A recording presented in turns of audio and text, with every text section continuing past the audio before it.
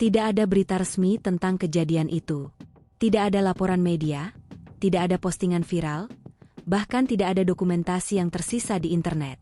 Namun di antara kalangan pendaki lama, kisah tentang 4 orang yang hilang selama 2 minggu di Gunung Kerinci tetap hidup, beredar lewat bisikan dan cerita api unggun yang tak pernah dicatat.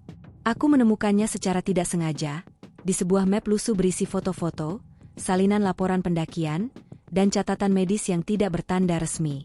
Semua berlogo Balai Taman Nasional Kerinci Seblat, tapi ada coretan tinta merah di bagian atas. Jangan disebarkan. Tulisan itu sudah pudar, tapi jelas bukan catatan biasa. Di dalamnya ada daftar nama, Raffi, Dito, Bagas, dan Eka. 4 orang pendaki yang, menurut arsip resmi, tidak pernah melakukan pendakian pada tanggal tersebut. Namun di antara lembaran log, aku menemukan satu formulir pendaftaran dengan tanggal 28 September 2019, ditandatangani oleh Raffi A. Prasetyo, dan stempel basah pos pendakian Kerinci. Ada sesuatu yang tidak beres di sini. Gunung Kerinci, 3.805 meter di atas permukaan laut, tertinggi di Sumatera, sekaligus salah satu jalur pendakian paling indah dan paling berbahaya di Indonesia. Raffi dan timnya tiba di Kayu Aro sore itu, di tengah kabut yang menebal sejak siang. Mereka menginap semalam di penginapan dekat base camp Kersiktuo, bersama beberapa kelompok pendaki lain.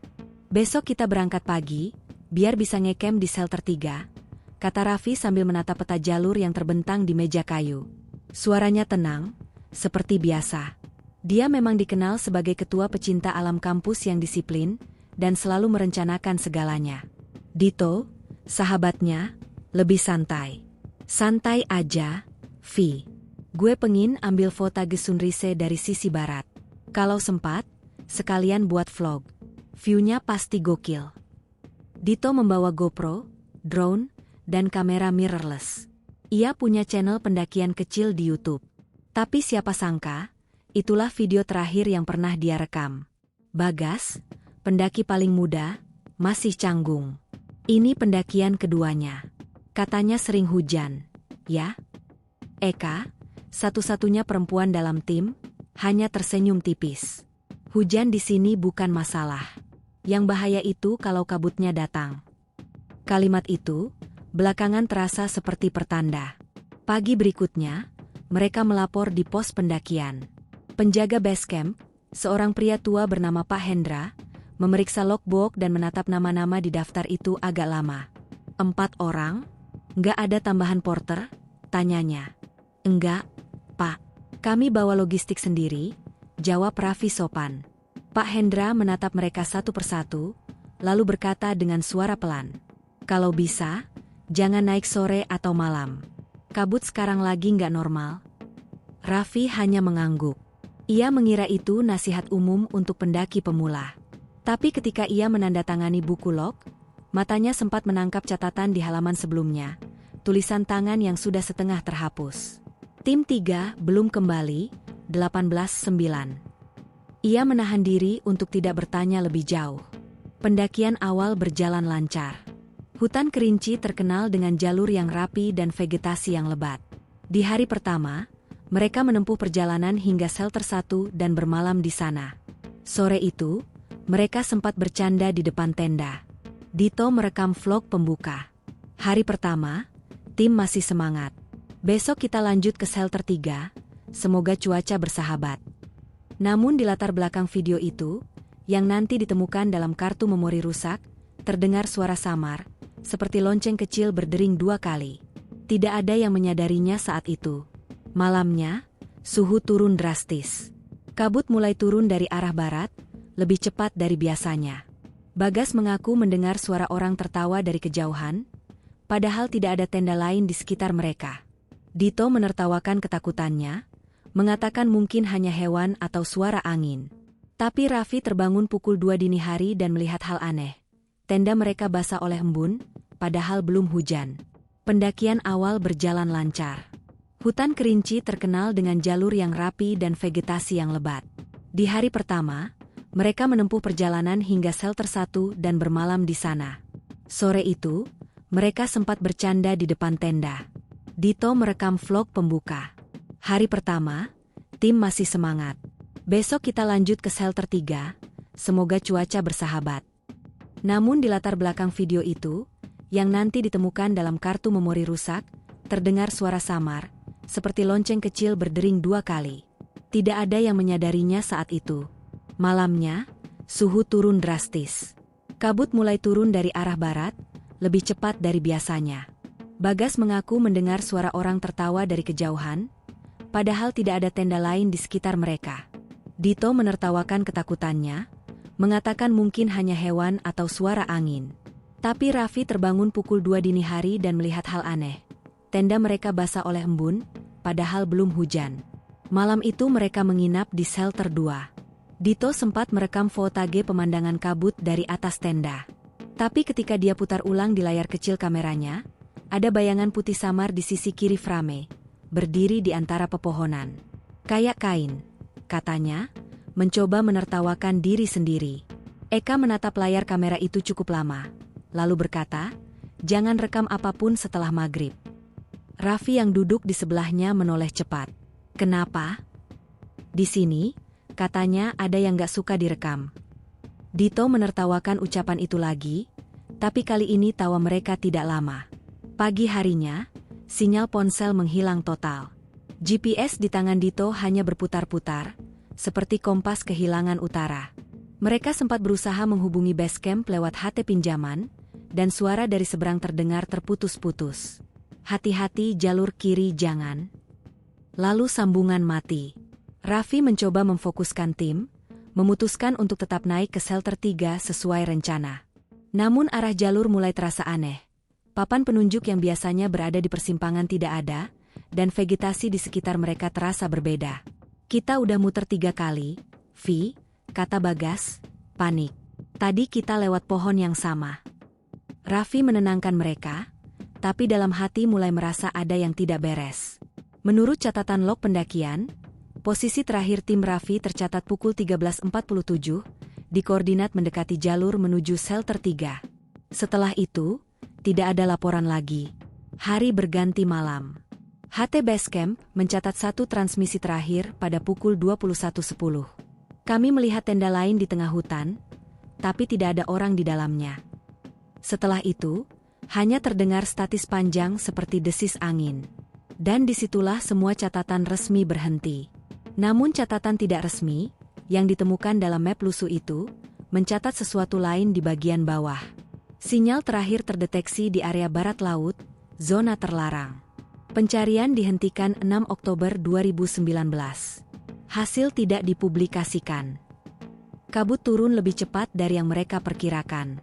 Langit sore itu mendadak kelabu, dan suara hutan yang biasanya ramai mendadak lenyap seolah tertelan.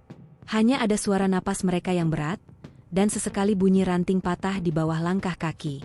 "Vi, ini udah jam berapa?" tanya Bagas sambil menatap ke arah jam tangannya yang berembun.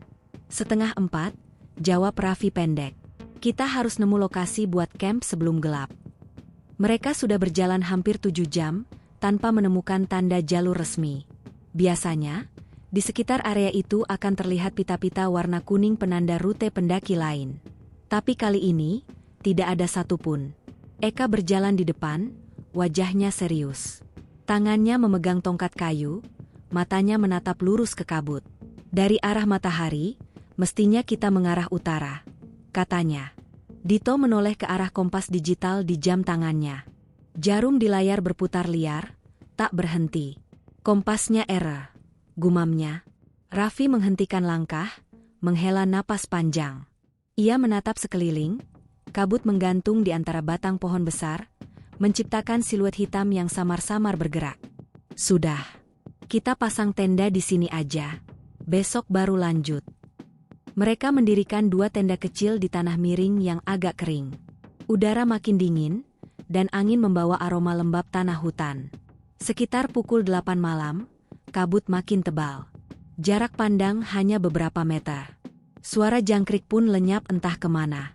Dito menyalakan lampu kepala, memeriksa peralatan kamera. Ia ingin memastikan semua baterai aman. Tapi saat memeriksa kartu memori GoPro-nya, ia menemukan sesuatu yang aneh.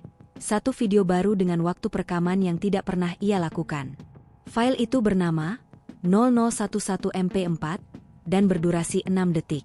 Ia menekan play. Layar menampilkan gambar gelap, kabut pekat, dan suara napas berat.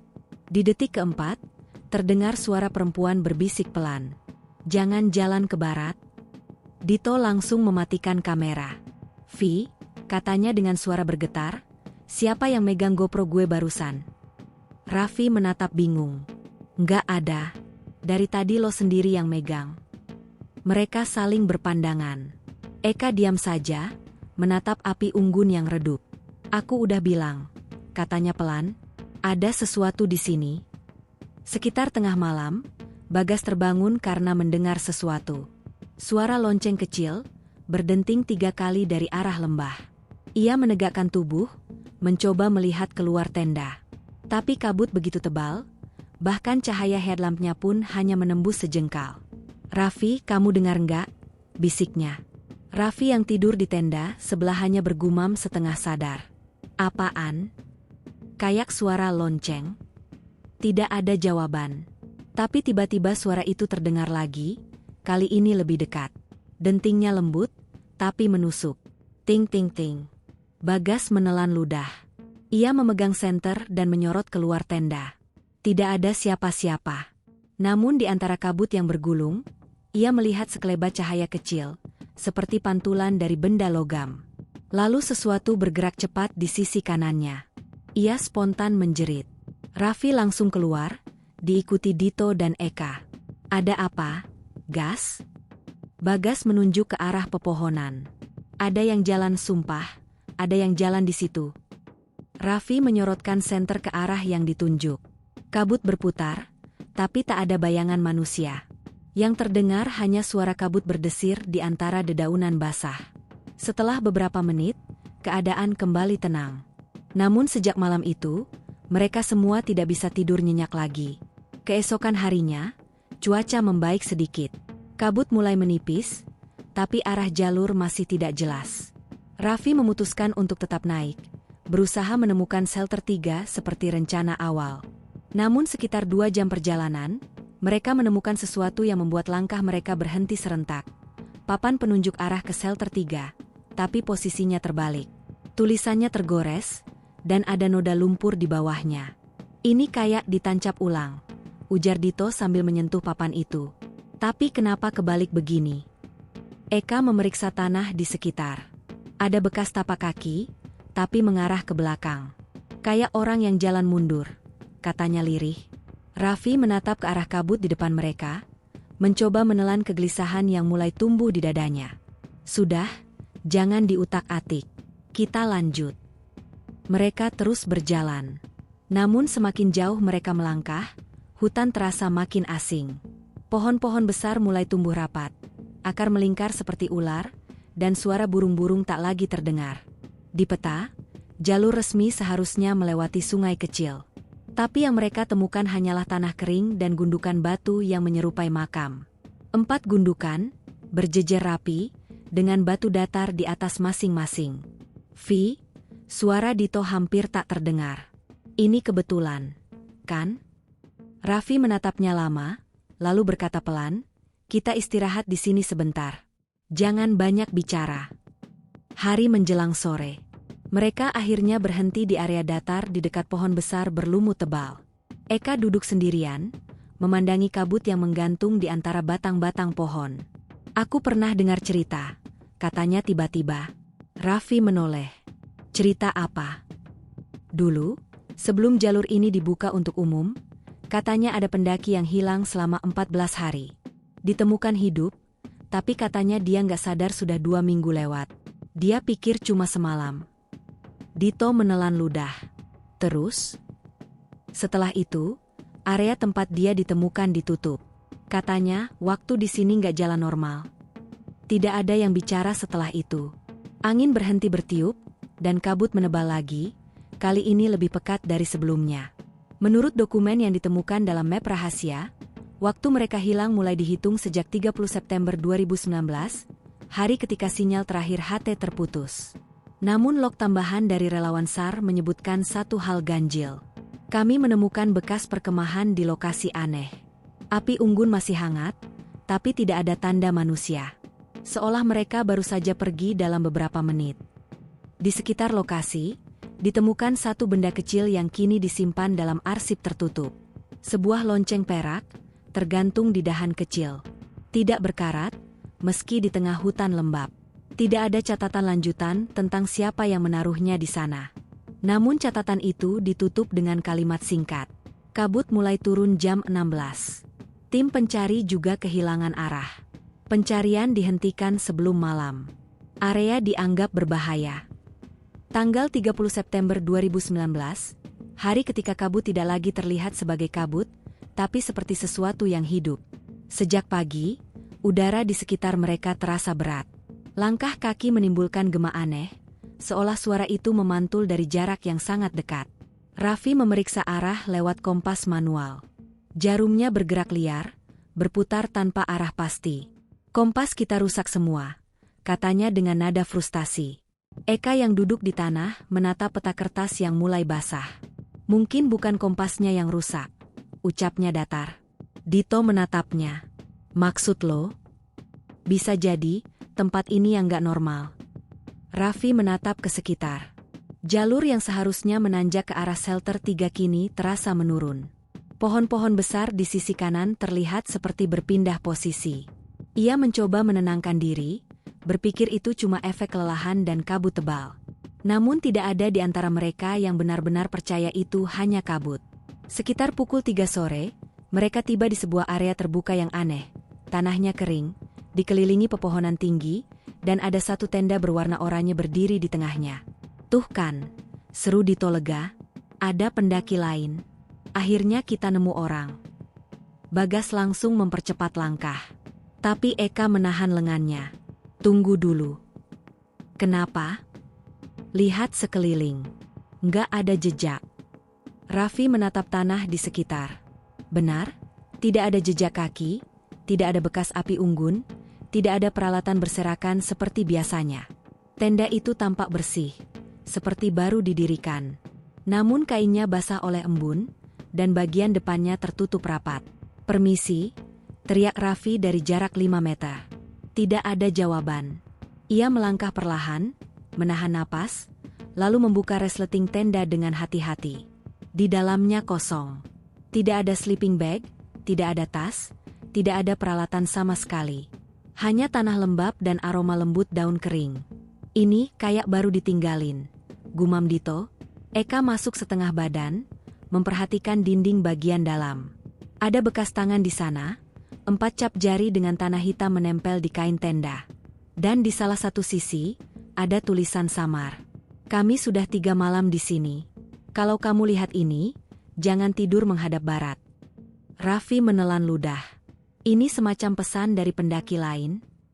Eka menatapnya lama. Atau mungkin dari diri mereka sendiri. Mereka memutuskan untuk beristirahat di lokasi itu, karena hari sudah mulai gelap. Dito menyalakan api unggun kecil. Bagas berusaha bercanda agar suasana tidak tegang, tapi tak ada yang menanggapi. Satu-satunya suara hanyalah dentingan sendok ke cangkir logam, dan hembusan kabut yang turun pelan. Sekitar pukul 9 malam, mereka mulai masuk ke tenda masing-masing. Namun tidak ada yang bisa benar-benar tidur. Raffi mendengar langkah kaki di luar tenda, berat dan berirama, seperti seseorang berjalan mengitari mereka. Ia menyalakan headlamp, tapi dari celah resleting hanya tampak kabut putih menggulung pelan. Dari arah tenda Dito terdengar bisikan. Bukan suara Dito. Suara itu seperti perempuan yang sedang menyanyikan lagu tanpa nada. Raffi segera keluar, menyorotkan senter ke arah tenda itu. Dit, lo nggak dengar apa-apa? Dito keluar dengan wajah pucat. Lo juga dengar? Katanya cepat. Gue kira lo yang ngomong barusan. Mereka menatap ke arah hutan. Di kejauhan, di antara kabut, tampak bayangan seseorang berdiri. Tidak bergerak, tidak mendekat. Hanya berdiri di sana, samar di antara putihnya kabut, seolah memperhatikan mereka. Masuk, teriak Raffi. Mereka semua kembali ke tenda dan menutup resleting rapat-rapat. Malam itu, tidak ada yang berani memejamkan mata. Pagi datang tanpa suara ayam, tanpa matahari. Kabut masih pekat, namun langit agak terang. Raffi keluar tenda dengan wajah kusut. Ia ingin memastikan arah kembali ke jalur resmi. Namun saat menoleh ke belakang, tenda oranye yang semalam berdiri di tengah lapangan sudah tidak ada. Hanya ada tanah basah dengan bekas lingkar datar di tempatnya berdiri. "Lo yakin tenda itu bukan mimpi?" tanya Bagas lirih. Raffi tidak menjawab. Ia menatap tanah itu lama, lalu melihat ke arah barat. Di sana, di antara kabut, tampak siluet pohon besar yang sama seperti kemarin sore. Seolah-olah mereka tidak bergerak sama sekali. Menjelang siang, Raffi mencoba menghubungi base camp lagi lewat HT. Kali ini, ada suara yang menjawab, parau, terputus-putus, dan seolah datang dari jauh di bawah tanah. "Raffi, jangan barat." "Halo? Siapa ini?" "Pak Hendra." "Jangan tenda." Kemudian sambungan terputus. HT mereka kembali sunyi, hanya mengeluarkan suara statis yang samar menyerupai desis napas. Eka menatap langit yang mulai menggelap. "Kita nggak bisa lanjut. Kita harus turun sekarang." Raffi mengangguk setuju. "Arah turun ke selatan, kan?" Eka menunjuk ke kiri. "Itu barat." Raffi memeriksa peta, tapi peta itu seolah tidak cocok lagi dengan jalur yang mereka lalui. Semua posisi sungai dan kontur gunung terasa berubah. Dari berkas rahasia yang ditemukan bertahun kemudian, tercatat. Hari keempat, kontak terakhir pukul 21.10. Sinyal dari HT menunjukkan posisi bergeser ke wilayah barat laut, zona non-akses.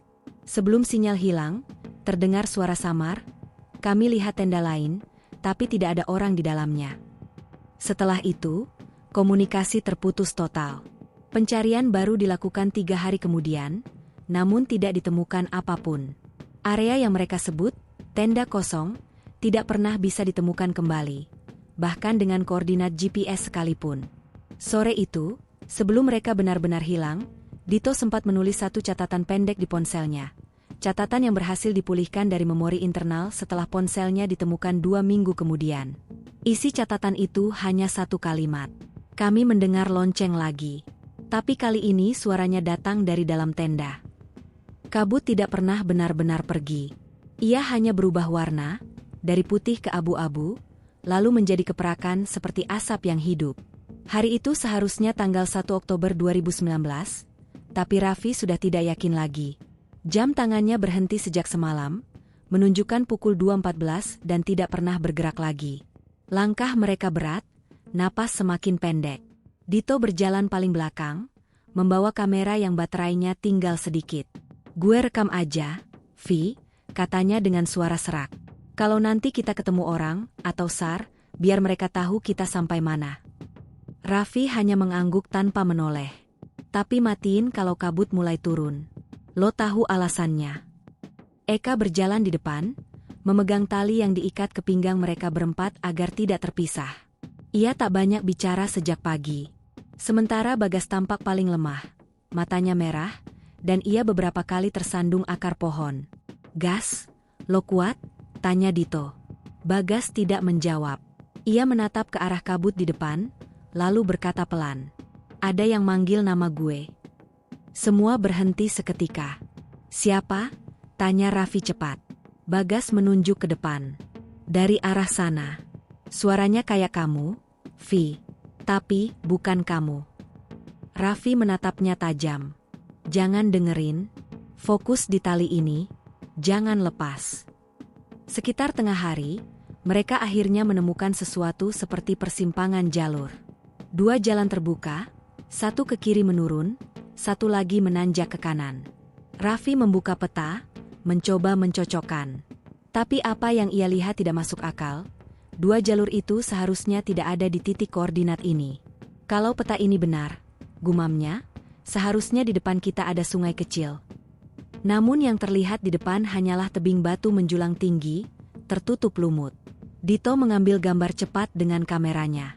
"Nanti kalau kita keluar, gue bakal tanya ke petugas Taman Nasional. Jalur ini nggak ada di peta manapun." Eka menatap langit yang mulai gelap. "Kita nggak boleh di sini waktu malam." "Kenapa?" tanya Bagas. Eka menjawab tanpa menoleh, "Karena malam di sini bukan malam." Mereka memutuskan untuk turun ke arah kiri, berharap menemukan jalur air. Tapi setelah hampir 2 jam berjalan, cahaya matahari tak kunjung berubah.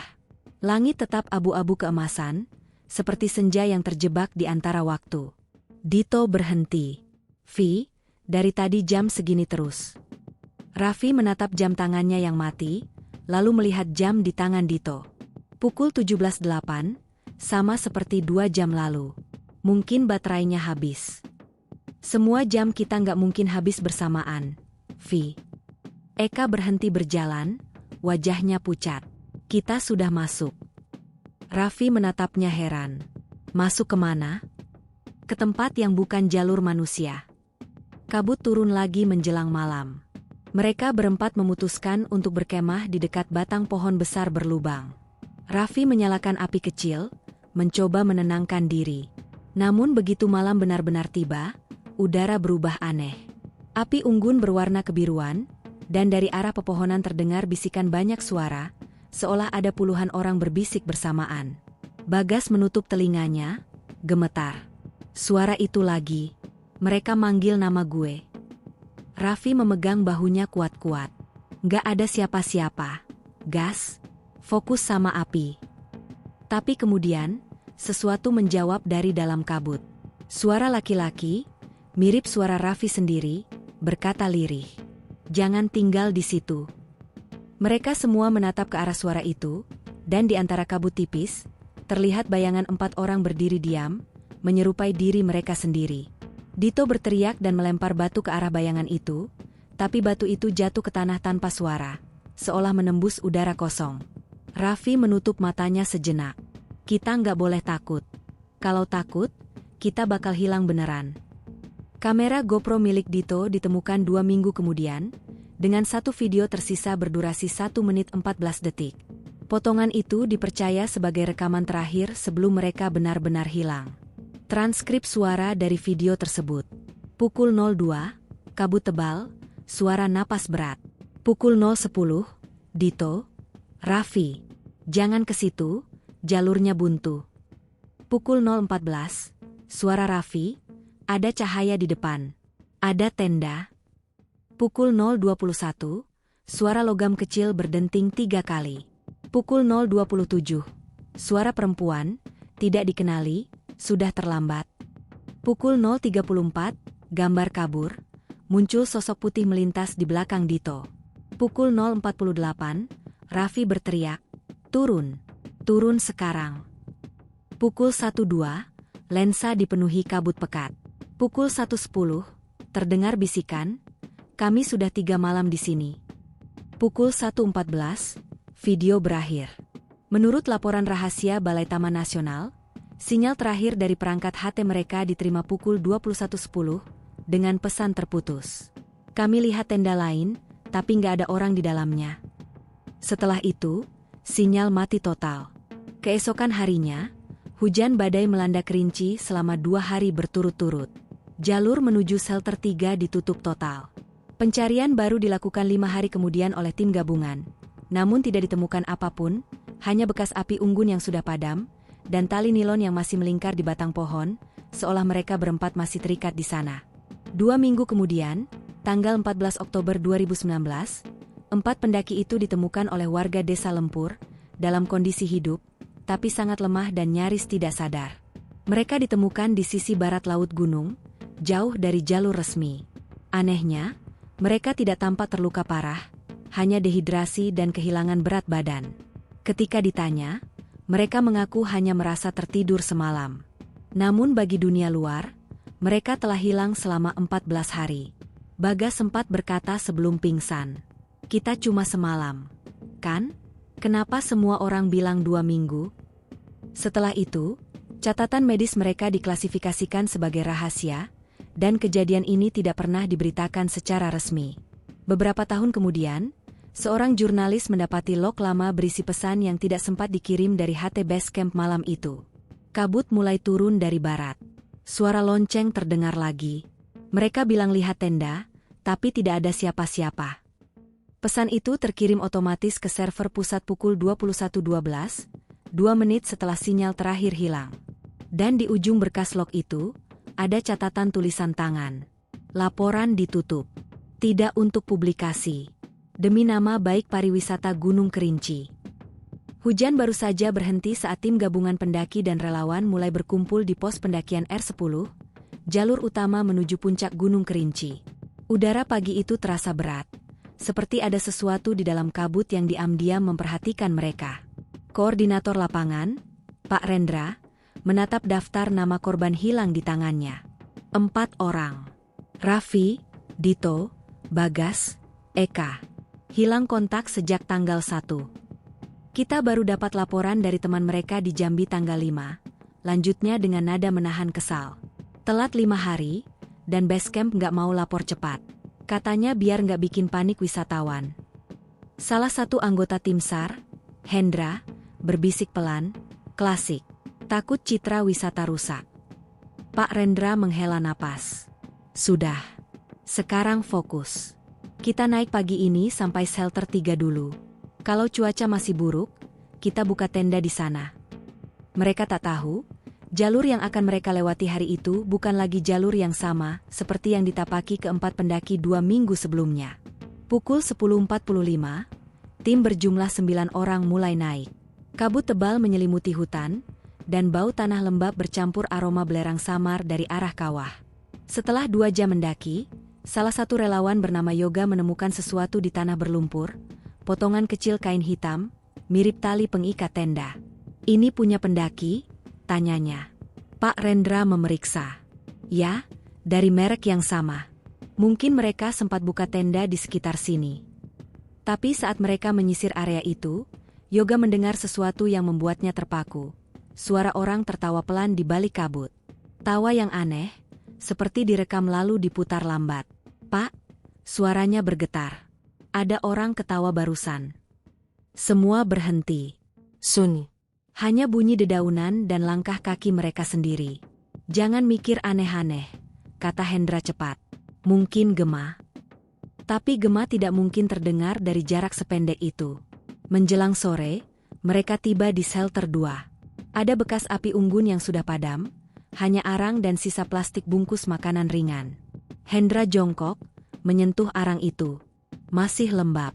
Mungkin baru beberapa hari. Berarti mereka sempat bertahan sampai sini, kata Pak Rendra. Tapi setelah itu, suara HT-nya berdesis pelan. Pos bawah ke tim Alpha, sinyal masuk enggak? Tak ada jawaban. HT hanya mengeluarkan suara serak seperti orang berbisik cepat. Terlalu cepat untuk dimengerti. Hendra menatap alat komunikasi itu dengan dahi berkerut. Pak, kayak ada suara orang ngomong tapi bukan dari base. Pak Rendra menegurnya tegas. Matikan dulu, nanti kita coba lagi di atas. Namun bahkan saat HT dimatikan, bisikan itu belum berhenti. Malam pertama pencarian. Mereka mendirikan tenda di dekat batu besar yang sedikit terlindung dari angin. Udara semakin dingin, dan kabut makin menebal. Di dalam tenda, suasana tegang. Tidak ada yang banyak bicara kecuali suara hujan tipis di luar. Sekitar pukul 22, Yoga yang berjaga di luar tiba-tiba memanggil pelan. Pak, lihat ini. Di tanah basah di depan tenda, ada jejak kaki tanpa alas, kecil dan samar. Pendaki? Tanya Hendra. Yoga menggeleng. Enggak mungkin. Lihat arahnya, datang dari dalam hutan, menuju ke arah kita. Mereka menyorotkan senter. Jejak itu berakhir tepat di depan pintu tenda, lalu berhenti, seolah pemiliknya berdiri lama di sana mengamati mereka. Pagi harinya, salah satu anggota tim cadangan yang ditinggal di bawah menerima panggilan radio singkat dari Rendra. Suara parau, tergesa. Kami dengar sesuatu di shelter 3. Ada suara minta tolong dari lembah. Kami akan turun ke arah itu dulu, sinyal mungkin hilang beberapa jam. Namun setelah itu, komunikasi terputus total. Pos bawah mencoba menghubungi selama berjam-jam, nihil. Baru 2 hari kemudian, mereka menerima kabar dari jalur radio alternatif. Suara Hendra terdengar, lirih dan kacau. Kami nemu tenda, bukan tenda kami. Ada 4 sleeping bag di dalamnya, tapi kering padahal udah 2 minggu hujan. Kayak baru dipakai semalam. Setelah itu, hanya terdengar napas berat dan suara lonceng kecil berdenting 3 kali. persis seperti suara yang terekam di video GoPro Dito. Menurut catatan internal tim evakuasi, setelah kejadian itu, 2 anggota pencarian mengalami gangguan psikologis berat. Yoga tidak berhenti bicara tentang suara di balik kabut selama berhari-hari. Ia mengaku mendengar seseorang menyebut namanya terus-menerus dari arah hutan, dengan suara yang sama persis seperti dirinya sendiri. Sementara Hendra berhenti bicara total. Ketika dibawa turun ke pos medis, ia hanya menulis 1 kalimat di buku catatan lapangan. Mereka bukan hilang, mereka dipanggil pulang. Pencarian resmi dihentikan pada hari ke-10. Alasan resminya, cuaca ekstrim dan risiko longsor. Namun dalam rapat tertutup di Pos Taman Nasional, seorang anggota tim sempat menyela. Tapi kita belum nemuin mayat. Pak, gimana kalau mereka masih hidup? Kita nggak bisa terusin, jawab Rendra singkat. Kenapa? Karena jalurnya berubah. Peta udah nggak cocok lagi. Kita naik lewat jalur yang nggak ada sebelumnya. Setelah itu, tidak ada lagi ekspedisi lanjutan. Semua laporan dikumpulkan, disegel, dan diberi stempel rahasia internal tidak untuk publikasi. Namun rumor di kalangan pendaki lokal tetap menyebar. Konon, di malam tertentu saat kabut turun, ada yang melihat 4 siluet manusia di sekitar shelter 3, berdiri diam, membawa tali nilon, menatap ke arah lembah. 3 bulan setelah dinyatakan selesai, kasus hilangnya 4 pendaki di Gunung Kerinci perlahan tenggelam. Tidak ada berita resmi. Tidak ada publikasi. Bahkan di media sosial pun, semua unggahan tentang pencarian mereka lenyap, seolah disapu bersih. Namun seorang jurnalis investigasi bernama Maya Pratiwi tidak percaya begitu saja. Ia bekerja untuk portal berita independen, Lensa Nusantara, dan sejak lama tertarik dengan kasus-kasus pendakian yang ditutup mendadak. Suatu sore di bulan Desember 2019, ia menerima pesan anonim melalui email kantor. Isi pesannya singkat. Kalau kamu mau tahu apa yang sebenarnya terjadi di Kerinci, cari berkas log tanggal 1 Oktober. Tapi hati-hati, beberapa hal di sana bukan untuk dilihat manusia. Pesan itu tidak memiliki pengirim, hanya alamat acak dari domain luar negeri. Maya mulai menggali dari yang paling mudah, laporan resmi Balai Taman Nasional Kerinci Seblat, TNKS. Namun saat ia datang ke kantor wilayah Sungai Penuh, seorang staf muda yang ia wawancarai mendadak gugup ketika mendengar nama, Raffi dan kawan-kawan.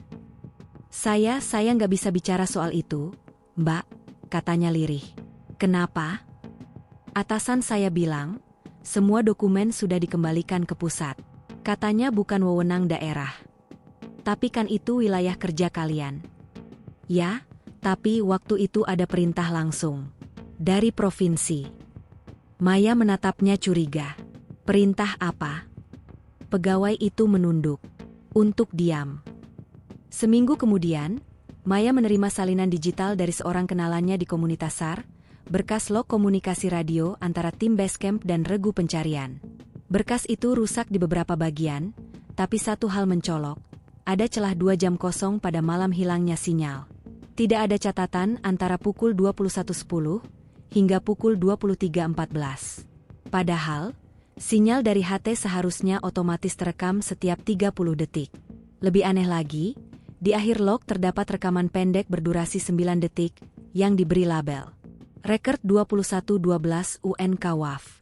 Saat Maya memutarnya, hanya terdengar suara frekuensi statis, lalu di detik ke-7 muncul suara perempuan berbisik. Sudah 3 malam kami di sini. Suara itu sama persis dengan transkrip dari kamera Dito. Rekaman yang, menurut laporan, tidak pernah keluar dari ruang investigasi internal TNKS. Malam itu, Maya menuliskan semua temuannya di laptop sambil mencocokkan tanggal-tanggal penting. Hilang, 1 Oktober 2019. Ditemukan, 14 Oktober 2019.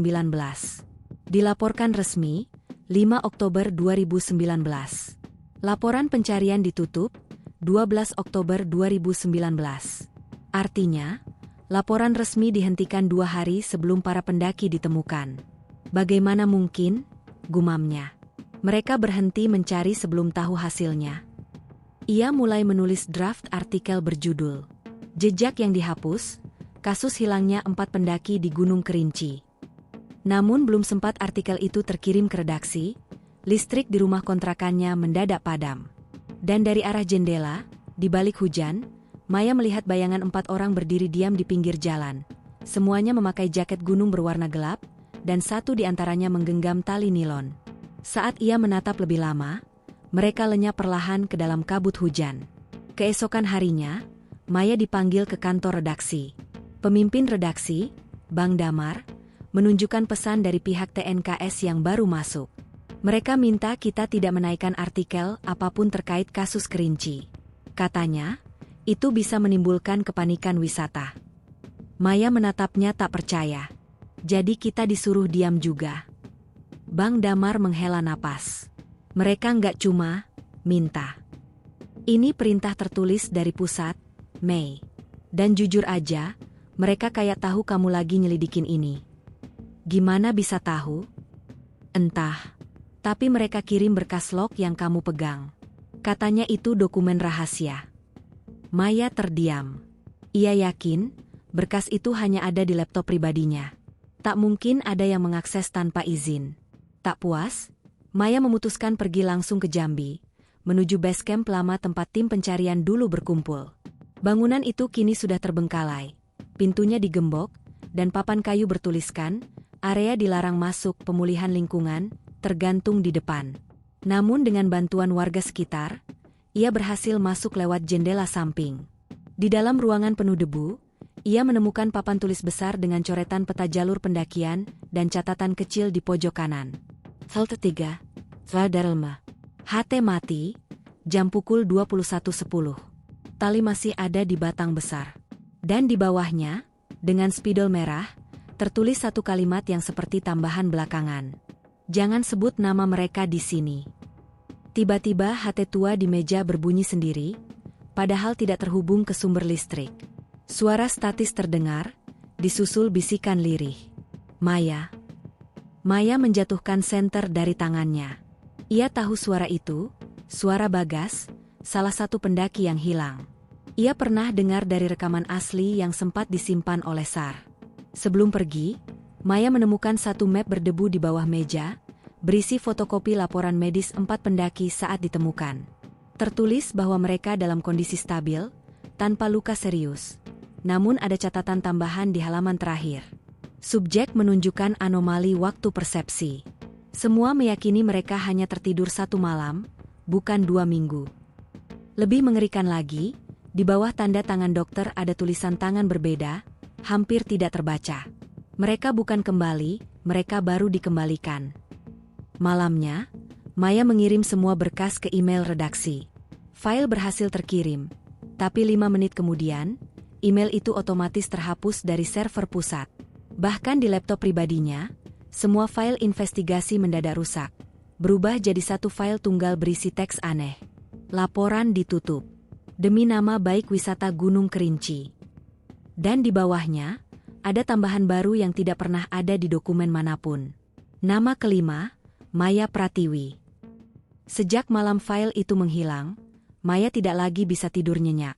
Setiap kali menutup mata, ia melihat kabut tebal yang berputar lambat, dan di tengahnya ada 4 sosok berdiri diam, membawa tali nilon yang ujungnya terulur ke arah dirinya. Ia mencoba menenangkan diri dengan logika. Mungkin cuma stres, gumamnya sambil menatap cermin kamar apartemen. Tapi dari pantulan cermin, kabut itu benar-benar ada, tipis, menyelusup dari jendela, seperti napas dingin yang menempel di kulit. Pagi itu, Maya bangun dengan perasaan aneh. Ia merasa baru tidur 2 jam, tapi jam dinding menunjukkan pukul 10 pagi hari berikutnya. Kopinya di meja sudah basi, dan notifikasi di ponsel menunjukkan beberapa pesan dari Bang Damar. Mei, kamu kemana aja? Udah 2 hari nggak bisa dihubungi. Redaksi panik, kirain kamu hilang. 2 hari? Maya membeku. Ia yakin semalam masih hari Selasa. Tapi kalender di layar ponsel menunjukkan Kamis, 12 Desember. Ia menatap catatan di laptop. Semua file investigasi memang rusak. Tapi di folder sampah muncul satu dokumen baru, bernama recovery_draft. Saat dibuka, isinya bukan tulisan jurnalis, melainkan transkrip audio dari seseorang. Kami lihat cahaya di lembah. Sudah 3 malam kami di sini. Kabutnya nggak habis-habis. Ada orang mirip kami di balik pohon. Nama file itu tercatat terakhir kali dimodifikasi 2 hari lalu, tepat di waktu Maya tak sadarkan diri.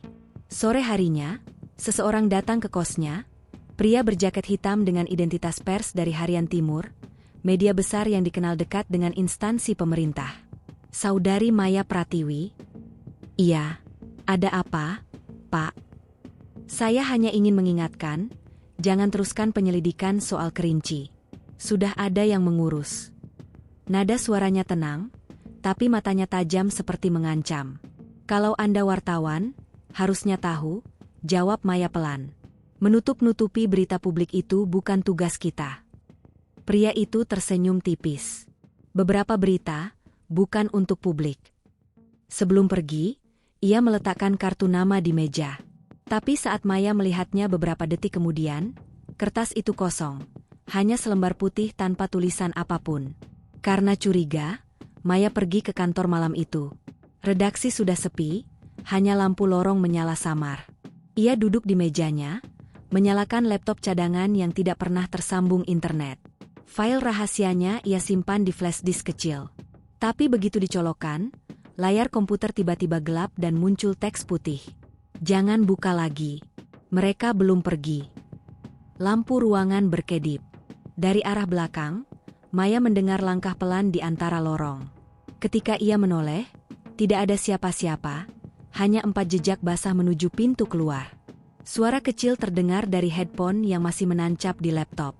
Maya, kamu di sini juga? Kami udah nunggu. Keesokan paginya, Maya menerima panggilan tak dikenal. Suara di seberang berat dan serak, suara yang ia kenal dari rekaman wawancara lama. Mbak Maya, ini Rendra. Rendra adalah koordinator lapangan tim SAR yang pernah memimpin pencarian 4 pendaki itu. Ia seharusnya sudah pensiun dan pindah ke Padang. Pak Rendra? Astaga, akhirnya Bapak mau bicara. Saya. Jangan terusin. Apa maksudnya? Saya cuma mau bilang, kalau mereka udah nunjukin diri ke kamu, berarti kamu udah lewat batas. Nunjukin diri? 4 orang yang berdiri di pinggir jalan waktu hujan itu. Maya membeku. Bapak tahu soal itu. Mereka selalu muncul ke orang yang buka berkasnya. Saya dulu juga lihat. Di tebing, di jalur barat. Tapi waktu kami hampiri, cuma tali yang tersisa. Suara di telepon mulai bergetar, seperti terganggu gangguan sinyal. Kalau kamu pengen hidup, bakar semua salinannya. Jangan sebut nama mereka lagi. Lalu sambungan terputus. Tapi Maya tidak berhenti. Ia justru berangkat ke sungai penuh malam itu, membawa sisa dokumen yang masih bisa ia baca. Ia ingin melihat langsung lokasi tempat para pendaki ditemukan, meski warga sudah memperingatkan, jangan naik malam Jumat. Ia tiba di base camp sekitar pukul 22.30. Udara dingin menggigit, dan kabut mulai turun. Ia menyalakan senter, menatap jalur pendakian yang sepi. Cuma mau sampai shelter 1, pikirnya. Namun baru berjalan 15 menit, ia melihat sesuatu di tanah, potongan tali nilon yang sama persis dengan foto di laporan SAR. Dan dari arah pepohonan terdengar suara familiar. Maya, sini.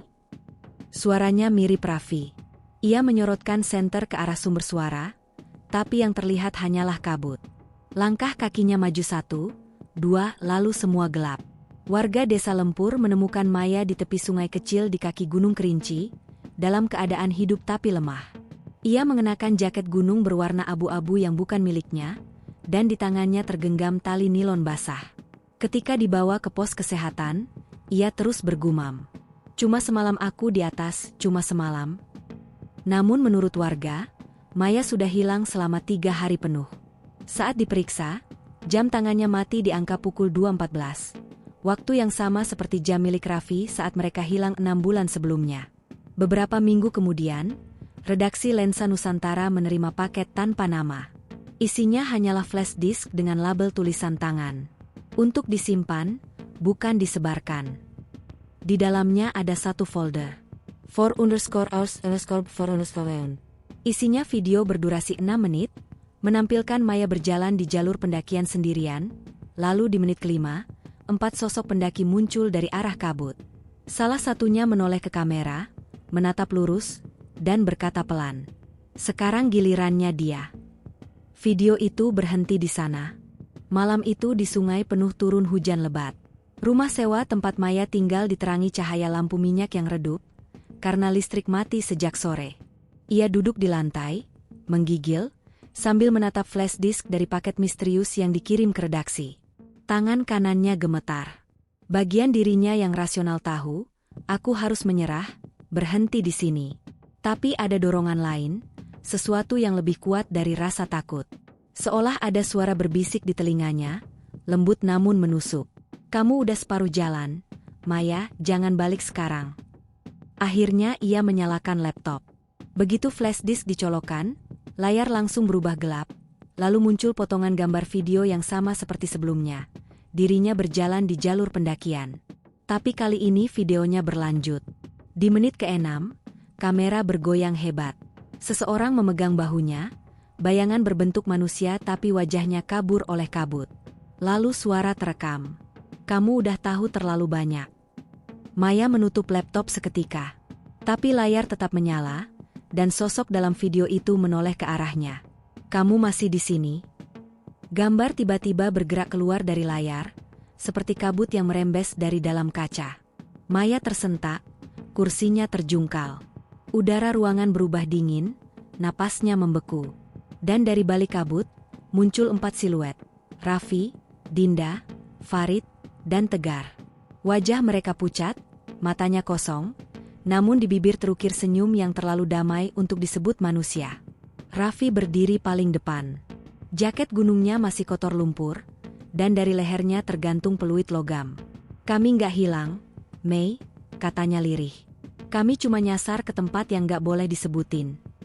Maya mundur, lututnya gemetar. Kalian mati di gunung itu." Raffi menggeleng. "Bukan mati. Cuma, diambil. Karena kami lewat jalur yang salah." Dinda menatap Maya, suaranya seperti bisikan dari balik air. "Kamu ikut buka jalur itu lagi, kan? Makanya dia ngikut." "Dia siapa?" tanya Maya gemetar. Farid menunjuk ke jendela. Kabut di luar makin tebal, sampai tidak ada lagi batas antara udara dan kaca. "Yang jaga. Yang nyimpen nama-nama kami." Tiba-tiba laptop di meja menyala lagi.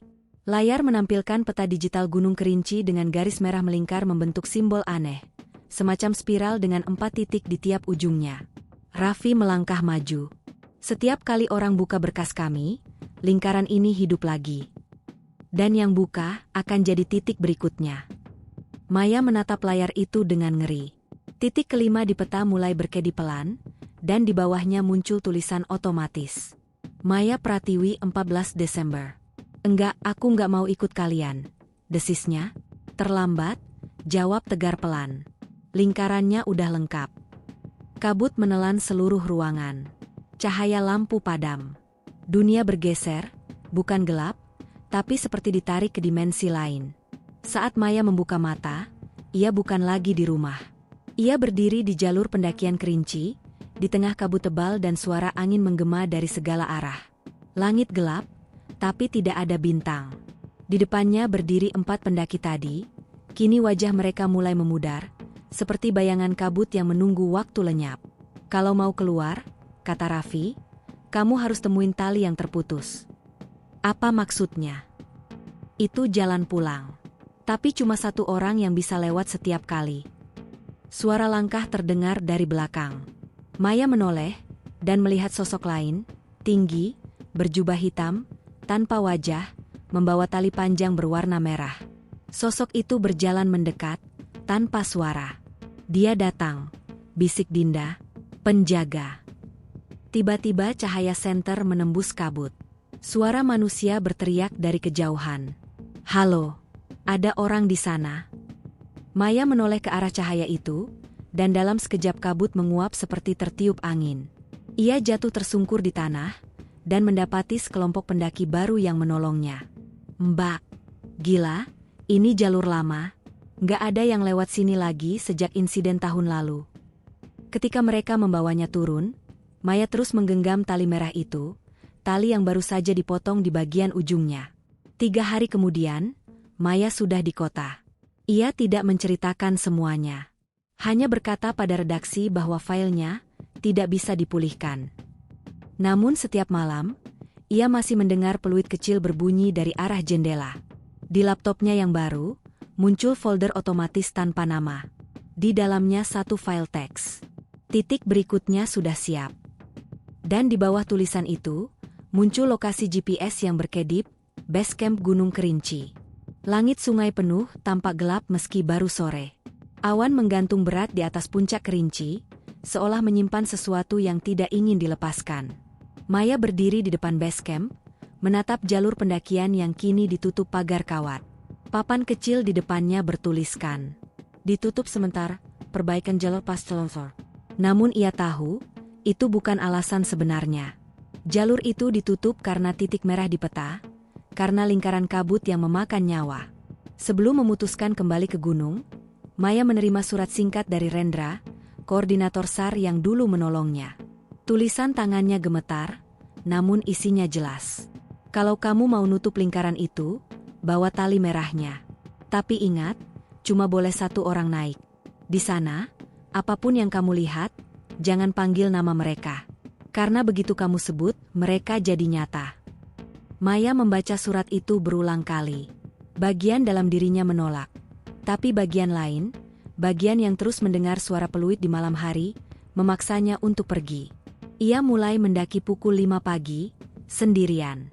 Kabut tipis menyelimuti jalur, aroma tanah basah bercampur belerang menyengat. Setiap langkah terasa berat, bukan hanya karena medan, tapi karena sesuatu seperti menekan dadanya dari dalam. Di shelter 1, ia menemukan sesuatu yang membuat darahnya membeku. 4 bekas pijakan kaki di lumpur. Segar, seolah baru ditinggalkan. Terlalu rapi untuk jejak acak. Di sampingnya, ada peluit logam berkarat. Maya mengangkatnya, dan peluit itu berbunyi sendiri. Suara nyaringnya menggema ke seluruh lembah, diikuti dengan bisikan samar dari segala arah. "Kamu balik lagi. Kenapa nggak biarin aja kami di sini?" Semakin ia naik, semakin waktu terasa aneh. Jam tangannya berhenti di pukul 6.44, tapi matahari tidak pernah muncul. Langit tetap abu-abu, dan kabut makin tebal seperti hujan yang tak jatuh-jatuh. Di pos berikutnya, Maya mulai melihat bayangan pendaki lain di kejauhan. Mereka tampak seperti kelompok normal. 4 orang membawa carrier besar, berjalan cepat di depan. Tapi setiap kali Maya berusaha menyusul, mereka lenyap di tikungan. Ketika ia tiba di tempat itu, hanya ada satu hal yang tertinggal. Tali nilon putih, ujungnya terbakar. Maya tahu tali itu. Itu milik Dinda. Menjelang sore, Maya sampai di sebuah lapangan terbuka dengan batu besar di tengahnya, tempat yang dulu disebut warga, Batu Kabut. Ia membuka ranselnya, mengeluarkan tali merah yang dibawanya dari rumah. Dalam catatan Rendra, tali itu harus diikat di batu, lalu dibakar saat kabut paling pekat turun. Tujuannya, menutup jalur dimensi yang terbuka sejak 4 pendaki itu hilang. Tapi sebelum ia sempat menyalakan api, terdengar suara langkah dari belakang. Raffi muncul dari balik kabut, tubuhnya tampak nyata, tapi matanya kosong seperti cermin hitam. "Kamu nggak perlu bakar itu," katanya. "Kita cuma mau ditemani." 3 sosok lain menyusul. Dinda, Farid, dan Tegar. Wajah mereka penuh kesedihan, bukan ancaman. "Kami nggak bisa keluar tanpa ada yang ganti," ujar Dinda lirih. "Kalau kamu nutup jalur ini, kami akan hilang selamanya." Maya menatap mereka, teman sesama manusia yang kini bukan manusia lagi. Tangannya gemetar di atas pemantik api. "Maaf," katanya pelan. "Tapi kalian udah cukup lama di sana." Kesunyian. Ketika ia membuka mata, semua sudah hilang. Kabut lenyap. Hutan sunyi.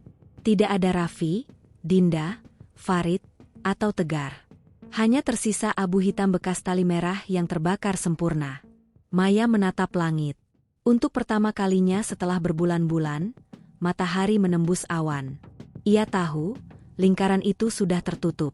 Namun saat ia hendak turun gunung, dari kejauhan terdengar satu suara pelan. "Terima kasih."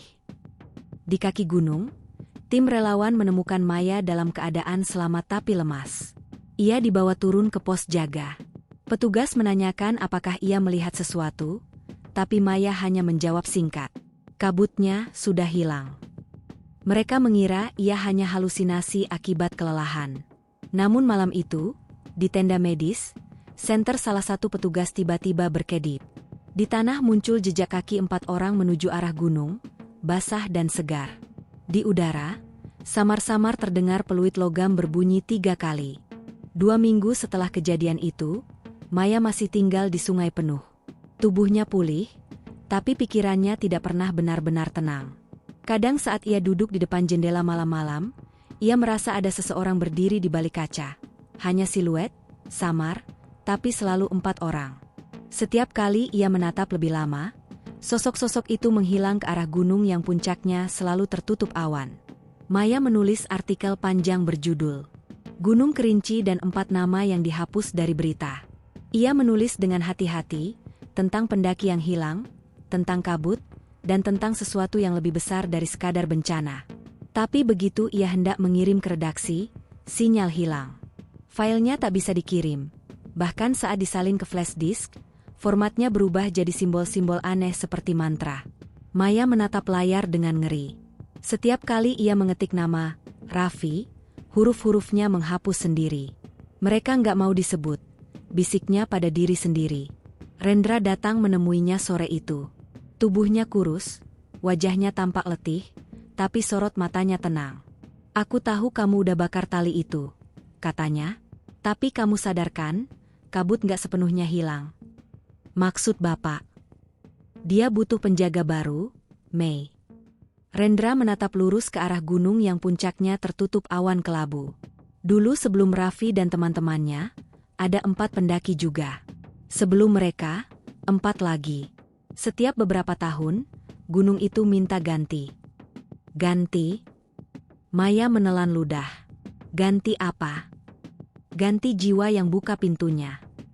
Hening panjang. Maya baru sadar, dialah yang membuka pintu itu lagi ketika menelusuri kasus ini. Malamnya, suara peluit terdengar lagi. 3 kali, pelan, tapi jelas. Ia membuka jendela. Kabut turun pelan-pelan, meski cuaca sedang cerah. Dari kejauhan, di arah kaki gunung, terlihat 4 titik cahaya seperti lentera bergerak ke atas jalur pendakian. Ia mengangkat kamera dan memperbesar lensa. Keempat sosok itu berpakaian seperti pendaki baru, ransel, jaket tebal, headlamp di kepala. Tapi Maya sadar sesuatu, mereka tidak menapak tanah. Mereka melayang beberapa sentimeter di atas jalur. Jangan, bisiknya lirih. Kalian gak boleh mulai lagi. Tapi sosok-sosok itu terus naik, lalu lenyap di telan kabut. Malam berikutnya, Maya bermimpi berdiri di lereng gunung. Di hadapannya ada batu besar, batu kabut, tempat ia dulu membakar tali merah. Di atas batu itu, kini berdiri sosok berjubah hitam yang dulu ia lihat.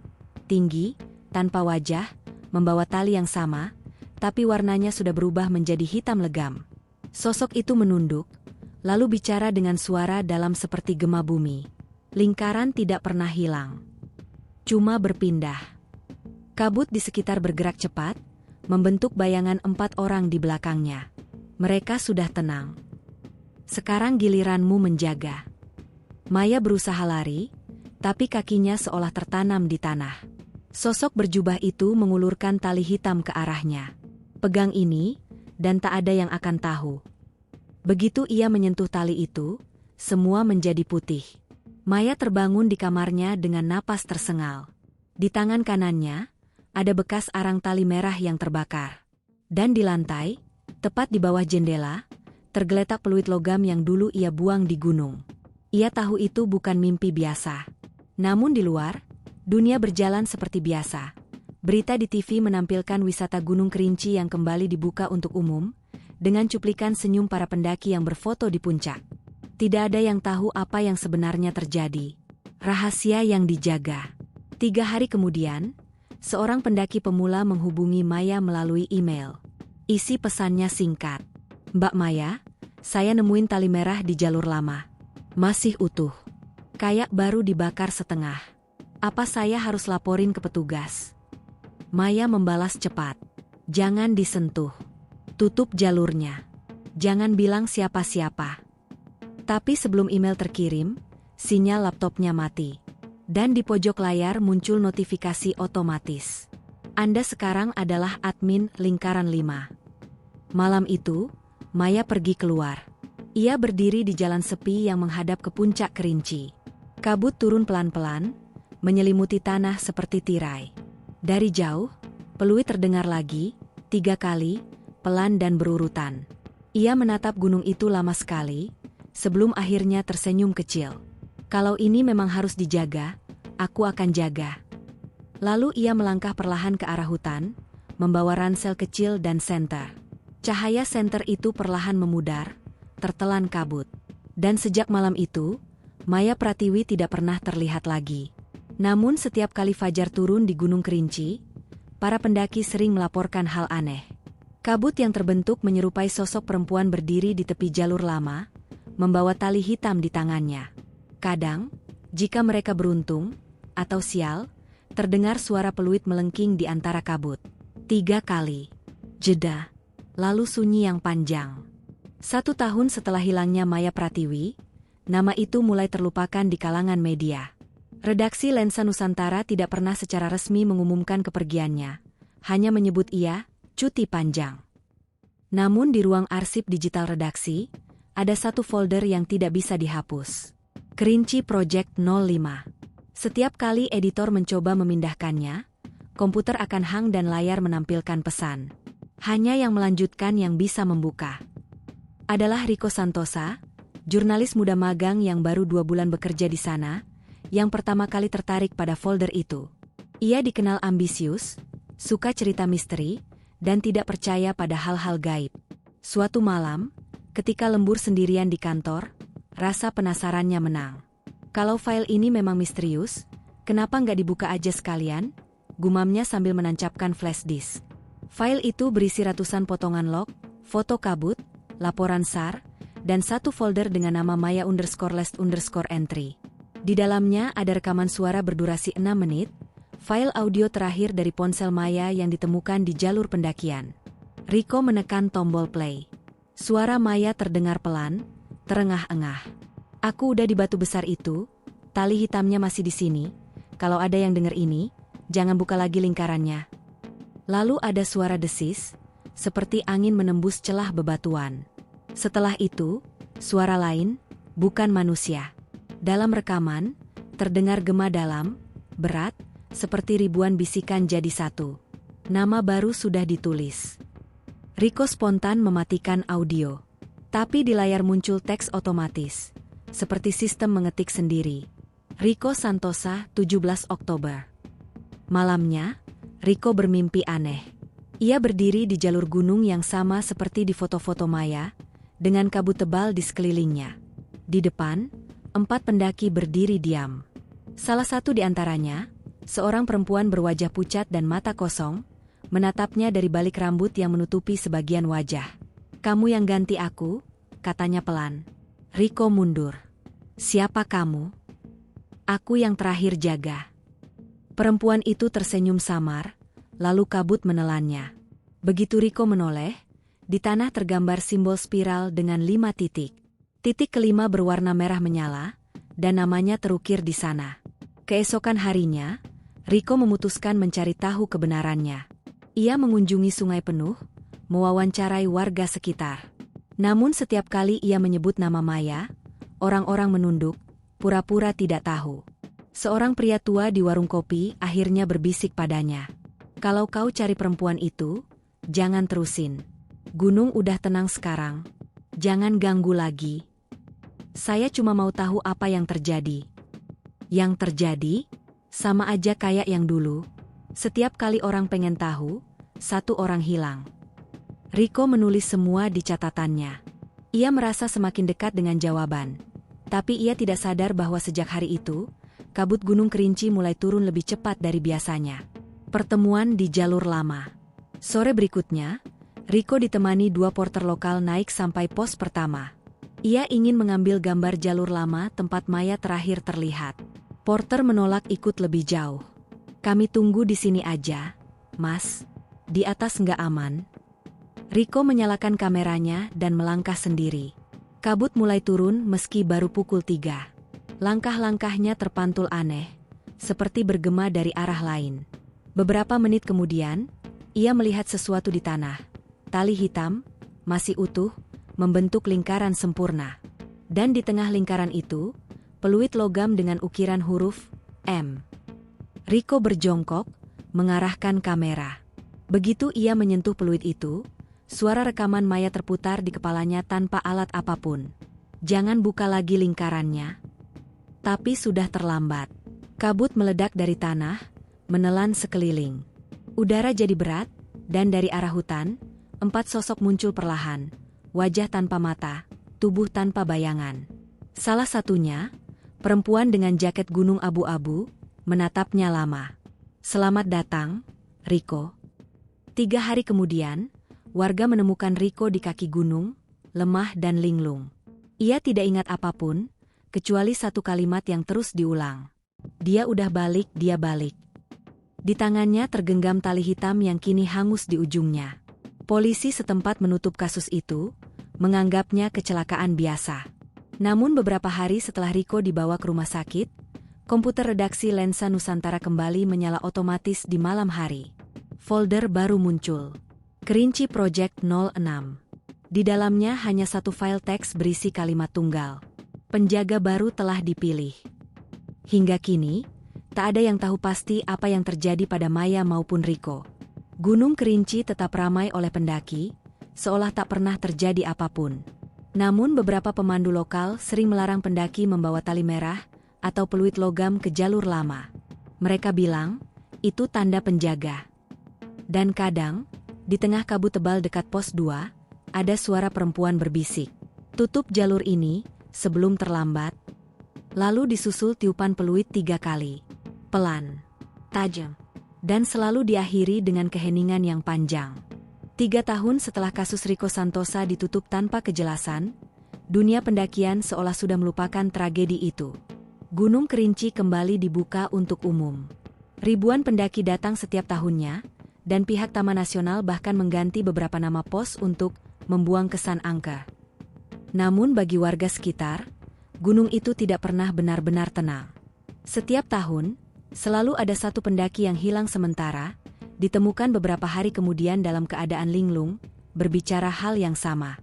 Ada yang jaga di atas, dia nggak suka kalau kita bawa nama-nama itu lagi. Awal tahun 2024, seorang pendaki senior bernama Hendra Yusman bersama tim dokumentasi komunitas pendaki Sumatera melakukan ekspedisi riset jalur lama yang telah ditutup sejak 2019. Mereka menemukan sesuatu yang tidak pernah muncul di peta resmi. Sebuah gubuk kayu lapuk, di balik semak dekat jalur antara pos 3 dan pos 4. Di dalamnya, mereka menemukan satu buku catatan yang separuh terbakar, sebuah kamera digital rusak, dan seutas tali hitam kusut dengan bau tanah lembab. Saat Hendra membersihkan debu di buku itu, halaman pertama masih bisa terbaca. Laporan investigasi pribadi Maya Pratiwi. Tulisan tangan Maya masih rapi, meski tinta sudah luntur di beberapa bagian. Catatan itu bukan laporan, tapi semacam pengakuan terakhir. Berikut potongan yang berhasil dibaca tim Hendra. Hari ke-12.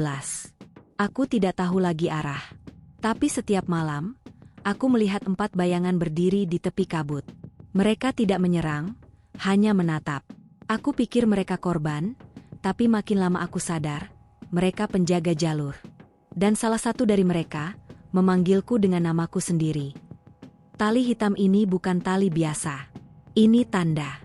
Penjaga terakhir harus membawa tali ini, supaya yang di luar tidak bisa membuka lagi jalur terlarang itu.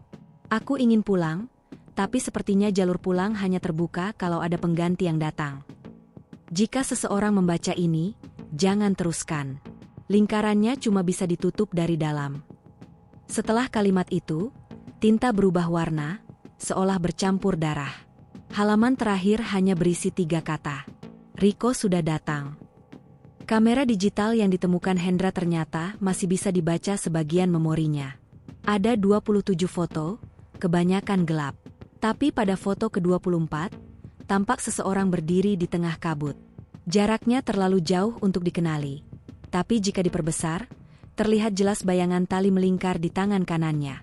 Dan di foto ke-27, foto terakhir, terlihat sesuatu yang membuat semua tim terdiam. Bayangan 5 orang berdiri sejajar di jalur, menatap ke arah kamera. 4 di antaranya tanpa wajah. Yang kelima, perempuan berjaket abu-abu dengan tanda press card di leher. Di sudut kanan bawah foto, metadata otomatis dari kamera menulis 17 Ok 2023, file baru disimpan. Padahal, menurut data, kamera itu terakhir digunakan April 2021. Tim Hendra melaporkan penemuan itu ke otoritas lokal. Namun beberapa hari kemudian, laporan resmi mereka dihapus dari situs komunitas. Ketua tim dokumentasi yang menyimpan salinan data mengaku didatangi 2 orang malam-malam yang mengaku petugas Taman Nasional. Jangan publikasi dulu. Gunung itu lagi dipantau.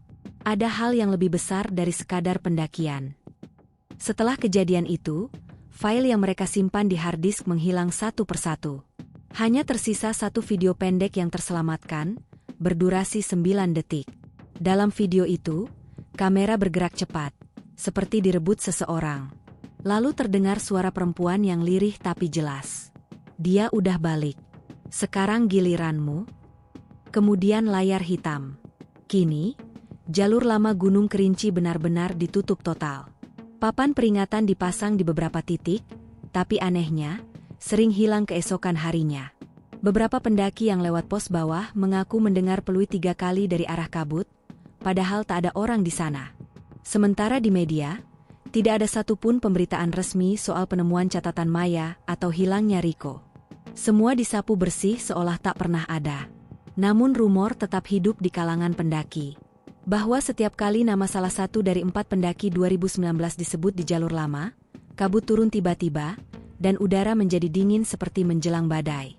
Dan jika pendaki itu tetap memaksa lanjut, mereka akan mendengar bisikan di telinga. Jangan buka lagi lingkarannya. Beberapa bulan kemudian, Hendra dikabarkan sakit tanpa sebab medis yang jelas. Sebelum meninggal, ia menulis sesuatu di dinding rumahnya menggunakan spidol hitam. Ada 5 sekarang. Gunung gak mau kehilangan penjaganya lagi. Setelah itu, jasadnya ditemukan dengan tali hitam terikat longgar di pergelangan tangan. Tidak ada tanda kekerasan, hanya bekas kabut lembab di kulitnya. Hingga hari ini, berita resmi tentang peristiwa itu tidak pernah dipublikasi.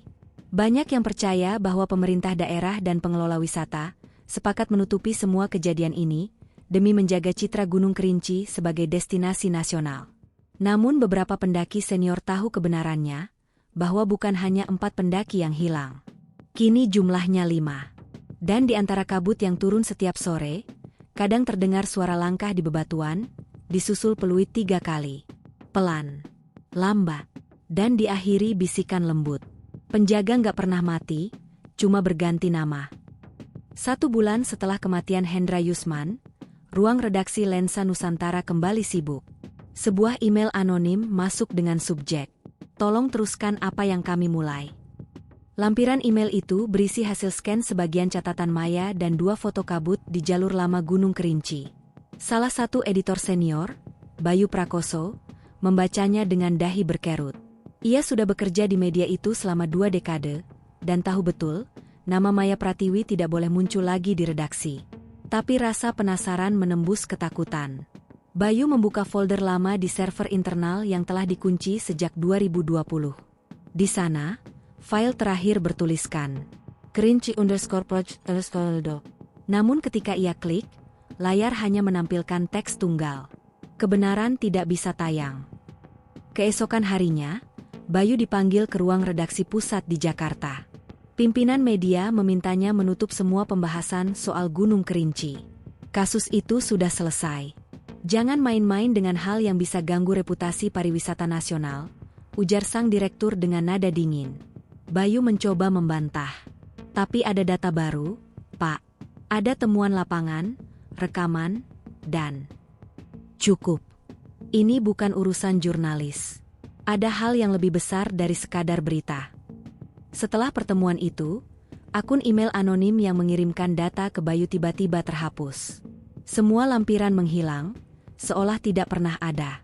Namun Bayu sudah menyalin satu salinan ke flash disk pribadinya. Ia merasa ada sesuatu yang harus diceritakan ke dunia, walau dengan risiko kehilangan pekerjaannya. 3 malam kemudian, saat Bayu hendak menyalin data itu di rumah, lampu pada mendadak. Laptopnya menyala sendiri. Di layar, file baru muncul dengan nama otomatis, do_not_upload.txt. Isinya hanya satu kalimat. Kau pikir mereka mau biarkan kau buka lingkaran itu lagi? Detik berikutnya, jendela kamar Bayu bergetar keras. Dari luar terdengar tiupan peluit 3 kali. Bayu terdiam, tubuhnya gemetar, karena hanya sedikit orang yang tahu arti suara itu. Ia menatap layar. Huruf-huruf di file mulai berubah sendiri. Yang membuka harus mengganti. Kemudian layar laptop mati total. Keesokan paginya, Bayu memutuskan pergi langsung ke Sungai Penuh. Ia ingin bertemu warga yang pernah membantu tim Maya dulu. Namun setibanya di sana, ia hanya mendapati satu orang yang masih mau bicara. Pak Amri, mantan porter yang dulu ikut dalam pencarian 4 pendaki hilang 2019. Pak Amri menatap Bayu lama sebelum akhirnya berkata, "Mereka bukan hilang, Nak. Mereka dipilih." Dipilih? Maksudnya? Gunung gak sembarang kasih izin. Kalau ada yang buka jalur lama, 1 harus tinggal.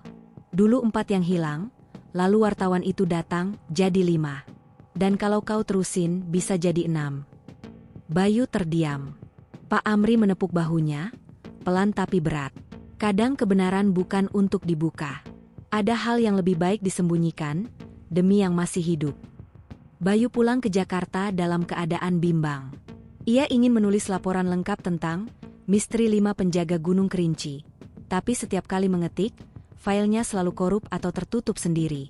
Bahkan di hari keempat, seluruh folder di laptopnya berganti nama menjadi Kerinci_project_. Di dalamnya hanya ada satu file, kosong, kecuali satu baris teks otomatis. Bayu Prakoso, 31 Maret. Tanggal itu adalah hari ulang tahunnya. Dan sejak malam itu, ia mulai bermimpi aneh. Kabut tebal, peluit 3 kali, dan suara perempuan berbisik. Sekarang giliranmu menulis dari dalam. Tanggal 30 Maret, sehari sebelum tanggal yang tertulis di file, Bayu menulis satu naskah berita singkat, bukan untuk diterbitkan, tapi untuk dirinya sendiri.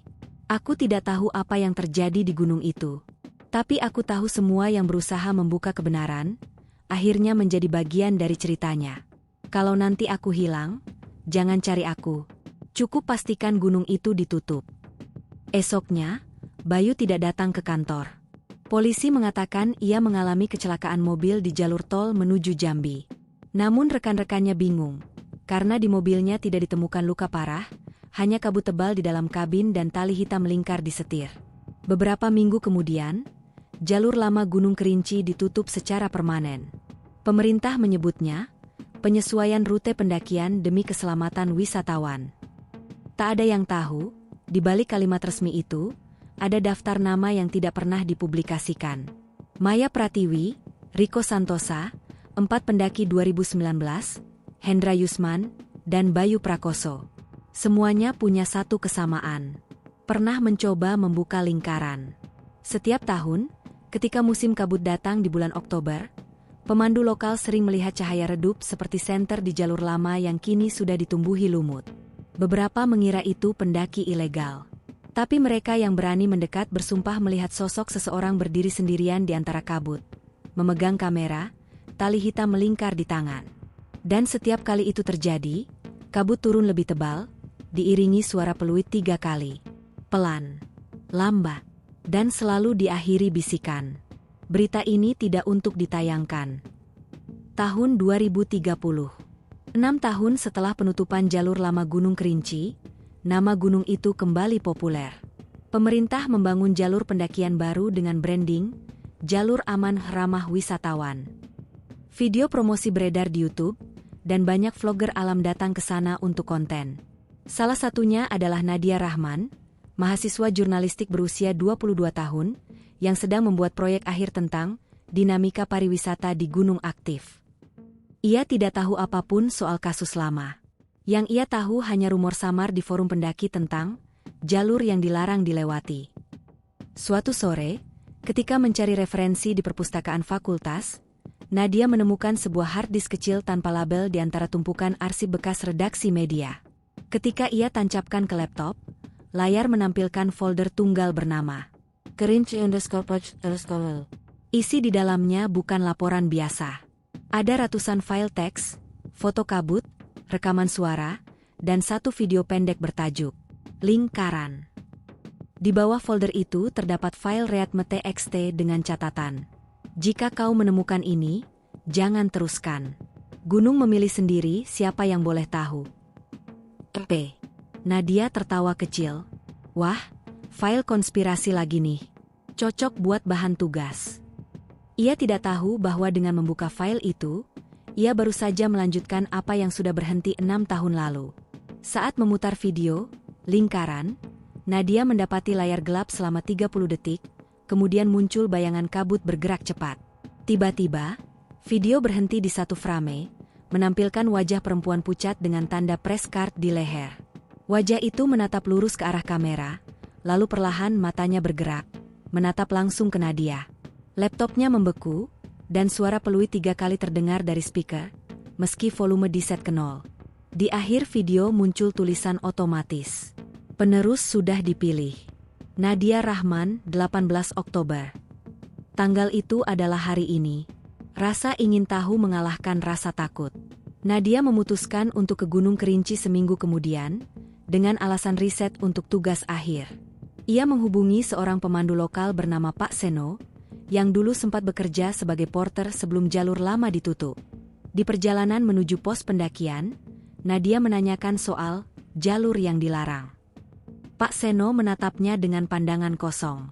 Kalau Mbak cuma mau naik biasa, jangan tanya soal itu. Jalur lama bukan untuk manusia lagi. Kenapa dibilang begitu, Pak? Karena yang naik ke sana nggak pernah benar-benar turun. Malam pertama di pos 3, kabut turun lebih cepat dari biasanya. Suhu tiba-tiba turun drastis, membuat tenda bergetar kecil oleh hembusan angin.